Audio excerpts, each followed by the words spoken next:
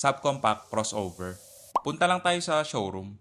Dito sa Kia Clark, 2026 Kia Sonet SX. Yung price, 1,178,000 pesos. Maganda yung design ng front fascia. Parang may pagka Range Rover Evoque yung dating. Naka-LED headlamps with DRL. LED rin yung fog light. Walang front camera, pero okay lang siguro. Kasi hindi naman sobrang laki ng size nitong Sonet. Gloss black yung side mirror cover. Wala ring camera. 16-inch two-tone alloy wheels. Naka-disc brake sa front and rear. Itong SX variant or top of the line lang yung naka-black roof. May roof rails, pero ornament lang siya. Okay na rin to, pandagdag forma. Okay yung ground clearance, mataas na rin. Equipped na to ng keyless or smart entry button. Check natin yung interior. Black and tan leather seats. Manual seat adjustment sa driver. Same sa front passenger. Sa door panel, hard plastic. Padded leather naman yung armrest. Power window switch, pero driver window lang yung automatic. Leather wrap steering wheel. Kung hindi ako nagkakamali, naka-electronic power steering na rin to. Kaya expect nyo na magaan.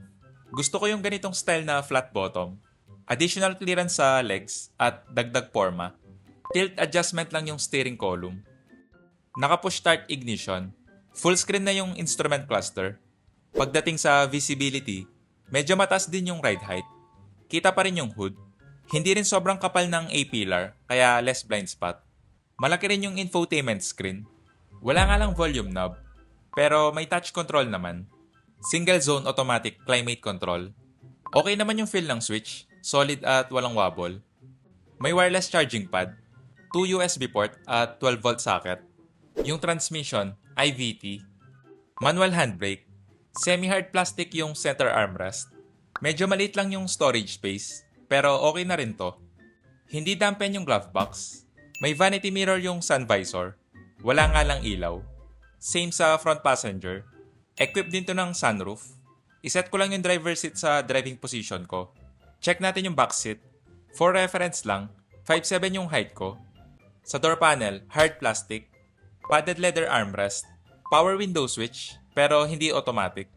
Nakaset na to sa driving position ko. Yung legroom.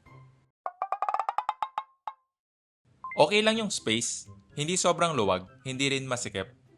Yung foot space, makakapag-stretch ka pa. Hindi flat yung floor, medyo mataas din yung hump. Bitin lang yung foot space sa middle seat. May rear AC vent, 2 USB-C port. Yung headroom, nasa 3 to 4 inches pa. Okay naman yung seating position, hindi siya upright or 90 degrees. Check natin yung cargo space. Maganda rin yung design ng rear end. Hindi siya yung flat tignan. LED yung taillight. Dito lang sa SX variant or top of the line functional yung light bar. May reverse camera, parking sensor. Hindi to equipped ng power liftgate, pero okay lang naman. Malaki na rin yung cargo space. Hindi full size yung spare wheel, pero okay lang naman. Check natin yung engine bay. 1.5 liter gasoline engine. May available unit for test drive, pero hindi na ako nakapag-try. Hintayin na lang natin mag-comment yung mga Sonet owner. Palike na lang and subscribe. Paalam.